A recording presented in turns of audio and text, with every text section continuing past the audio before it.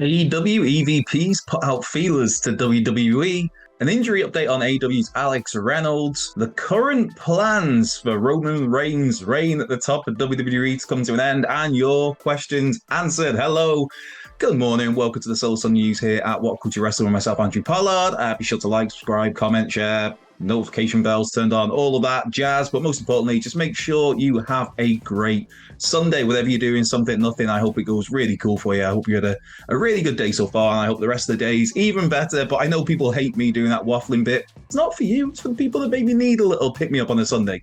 So I will get to wrestling news, and the big news this morning revolves around AEW's EVPs, as in the Young Bucks specifically, who have reached out, put the feelers out to WWE. Now, this comes from the Wrestling Observer. To be precise, it comes from the Wrestling Observer's Ryan Fredericks, who posted on the Observer's message board to say that, yeah, the feelers have been put out by Matt and Nick Jackson to a friend who works within WWE. And this friend is said to be a wrestler. Of course, people are going to think, is that Frank Cody Rhodes? Is it the American Nightmare by any chance? Now, this person is unnamed, but the Bucks have put out their feelers about whether they'd be interested in joining WWE, or they'd be interested in WWE bringing the Bucks in when the Jacksons' contracts run out. Now, their deals are supposed to be up in, I believe it's January of 2024. So we're looking at still like a good solid, not quite 18 months, but, a year and a bit anyway, until this could possibly become a reality. And just to reiterate, Ryan Frederick did say that this is just kind of, he even called it a non-story because it's just a case of, leverage for contracts. Anybody with any semblance of smart are going to be putting feelers out when their contract's coming up in the wrestling world. You're going to put out the feelers to rival promotions just to get an idea of what money is on offer from those promotions. And also, if say the Bucks reach out to WWE and WWE, can I come back? Obviously, all off the record and say, well, we can offer you X amount. Then that kind of puts the, the pressure on AEW to go, well, it's kind of more than what we were going to offer. So maybe we'll offer X amount plus this, X plus Y. Let's get into all sort of our algebra and whatnot here on your Sunday. But yeah, it could be a big story. It could be a nothing story. It's one of those where, this is just such a weird time. We're not even technically quite a week removed from All Out, because this is obviously being recorded Sunday morning. But All Out, of course, last Sunday evening, where it wasn't even All Out where the big stuff went down. It was what happened after All Out, that media scrum, which I'm sure you, like myself, has watched over and over and over again. It's so entertaining. It's so entertaining. It's so jaw-dropping. Even now, it's like, it's crazy Phil really saying this, and he is, and I thought it was great. But obviously the fallout of that is that there was this backstage altercation. There's different reports on what exactly happened. There's certain specifics that are known, like Ace Steel bit Kenny Omega. It also seems pretty definitive that Matt Jackson was punched by CM Punk, also a chair thrown at Nick Jackson by Ace Steel. But then it's the other details of like, well, who threw the first punch? Did this locker room door get kicked in, as some of the stories say? So, of course, the fallout of that is the Young Bucks, Kenny Omega, Michael Nakazawa, Christopher Daniels, Pat Buck, and Brandon Cutler, I believe that's everybody, have been suspended.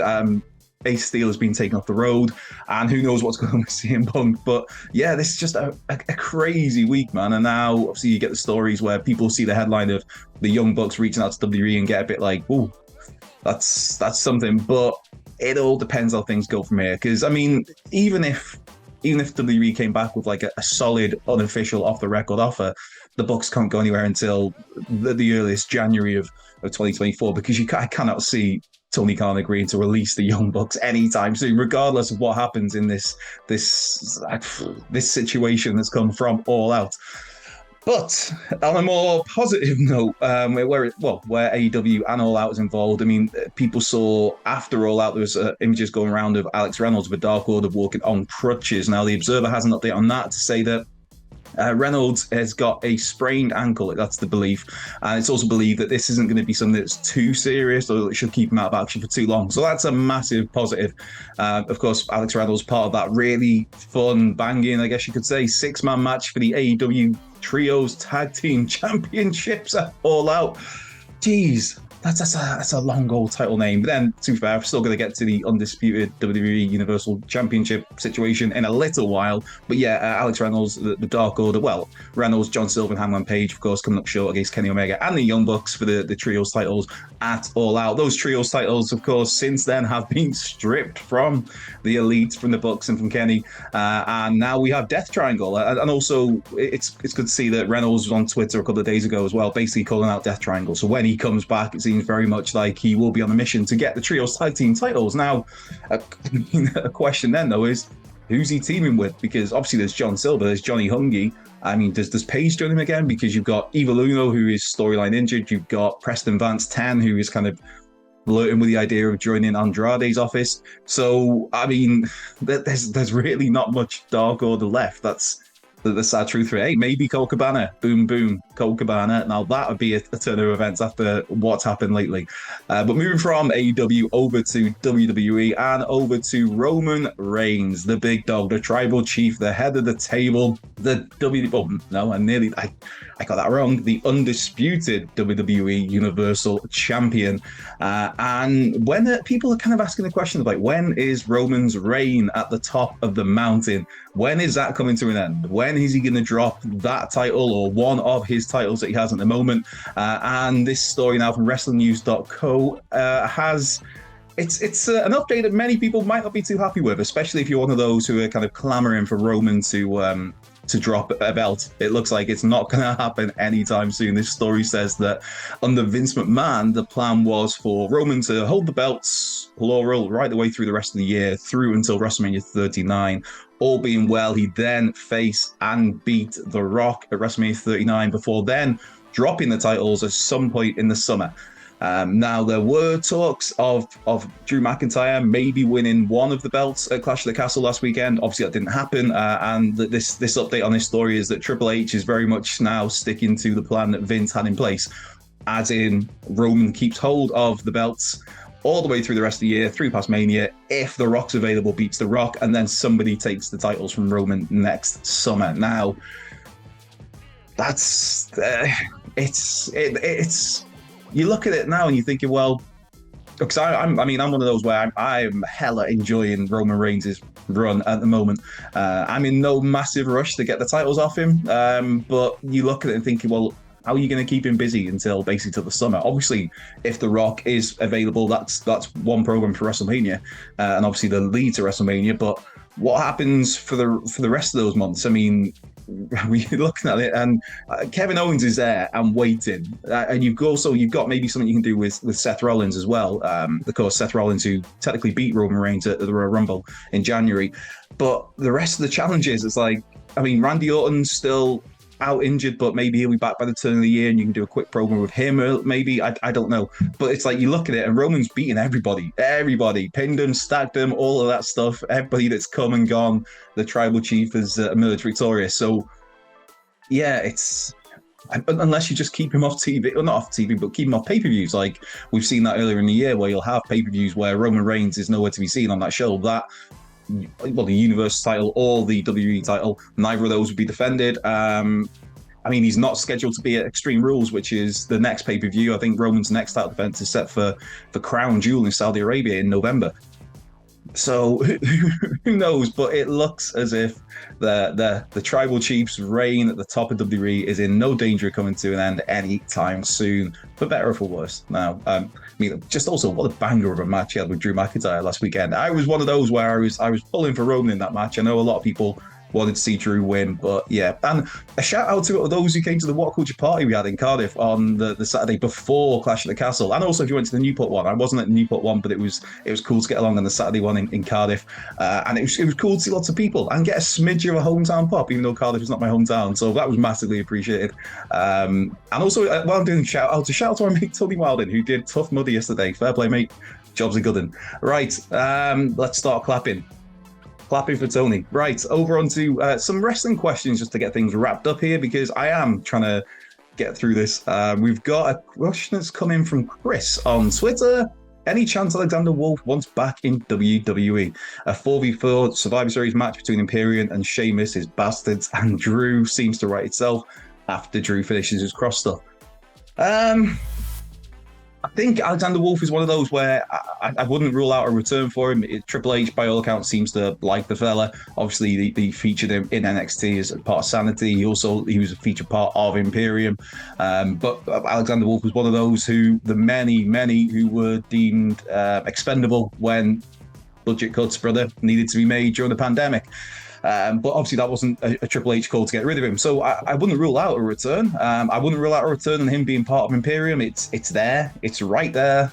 He is a free agent. I know he's been working independent. He's been doing WXW again. I think maybe for Survivor Series, I think you plan there is maybe a little too soon for Survivor Series, purely because I don't think that Drew McIntyre and the Karrion Kross stuff is going to be finished by Survivor Series. I could be wrong, of course. But I mean, if it was a 4-4 match, I think that'd be great. The thought of Sheamus and Gunther doing anything together, clearly there's a lot of people on board with that. Again, now that was, what a match. You talk about the main event at Clash of the Castle, that was even better. And for it to take place with Bret Hart there, and for the Bulldogs family as well, I saw Georgia Smith. She did a great display of some of her dad's, obviously David Boy Smith, worn ring gear in Cardiff during the weekend. So it was great that such a brilliant IC title match could take place on what was spiritually, I guess, a spiritual successor to SummerSlam 1992. I know it wasn't SummerSlam, but hey, it's 30 years since SummerSlam 92. And it was cool to have that match. So anything involving Gunther and Sheamus is great. Anything involving the Brawling Brutes, I mean, and Imperium, it's a fun time on SmackDown at the moment. And those guys are a big part of it. I'm not necessarily always here for the Brawling Brutes, the Butch thing, but hey, we're getting there slowly but steady. We're getting there with Pete Dunne, back to being Pete Dunne. Next question, Mark Solid, Morning Andrew, happy Sunday. What WWE wrestler do you think will be next jump to AEW, with WWE now looking like a better-ish working environment? As much as I see a push coming, I'd love to see Ricochet in AEW still. And we've got not just, again, if you throw pet pictures my way, it always puts a smile on my face on a Sunday. We haven't got just a picture, we've got a video on here, which is all kinds of cool. So thanks for sending that in, Mark. Who do I think is going to jump or move next to AEW from WWE?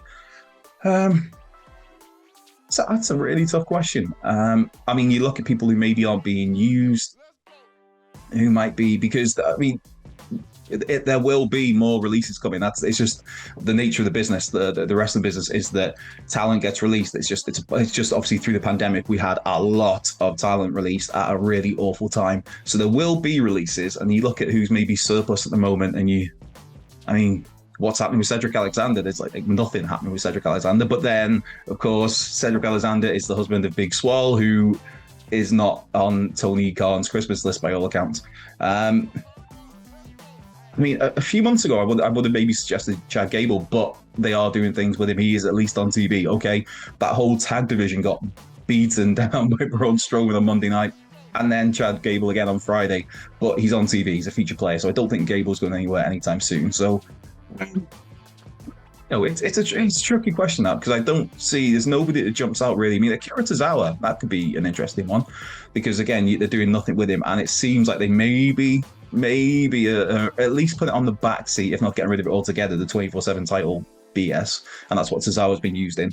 I mean, obviously Tozawa's ridiculously talented. It's just is there space for him at the moment? And if there isn't, somewhere like AEW would surely hoover him up, at least for a short run. Hector Garcia the third. Hey Hector, happy Solo Sunday. Clearly cool looking finishes are awesome, but what finishes look silly or ineffective to you? For me, I really dislike the Karrion Kross finisher, the cross jacket. What's the point of him always cupping his ear? It just looks silly to me. I guess the cupping of the ear is kind of a leverage move to get more pressure behind the maneuver. But yeah, I can see why some people think it looks daft. For me, I don't know, when I think of silly looking finishing moves, the first one that always comes to mind is going to be the rock bottom, not the bottom, the people's elbow. I mean, just for talent to have to literally just lie there for sometimes like 30 seconds doesn't make any sense. But it was the Rock. The Rock was at one point the most over person in the entire industry. The crowd loved it. The crowd ate up. But yeah, the people's elbow jumps out. The worm, I guess, kind of jumps out a little bit. I don't want to throw too much shade at Scotty 2 Hotty, because Scotty 2 Hotty seems like a really good dude. And if you've not seen Joe Hendry doing Scotty's entrance or a spin on it, find that on Twitter. It's absolute comedy gold. Hulk Hogan's leg drop, that always bothered me as a kid. Like, come on, man. Come on, man. And I guess some of the I'm probably gonna get some grief for this, but I'd say the overuse of super kicks, especially the thigh slap. There we go. That was me slapping my thigh. Oh, just super kicking somebody off camera. Yeah, the overuse of super kicks with the thigh slaps. It's like when done well, a super kick can look amazing. When it doesn't, and it doesn't really get sold, and you can clearly see the hand slapping as well. That I don't know, man. And also, I never thought I'd say this, but I'm tired of seeing Canadian destroyers. It's one of the. It used to be Canadian Destroyer, Code Red. They used to be so special and they look so badass and so cool. And now it's like, nah, everyone's doing them in every match and everybody's kicked. That's the thing, they get kicked out of as well. It's like, come on, man. If I see poor Dustin Rhodes do one of those and it get kicked out on one more time. But yeah, so there's my little kind of angry man shouts at cloud moments there. But yeah, the first one that comes to mind is the People's Elbow, I'm afraid. Rocky, I'm afraid if the Great One is watching this, come on, man.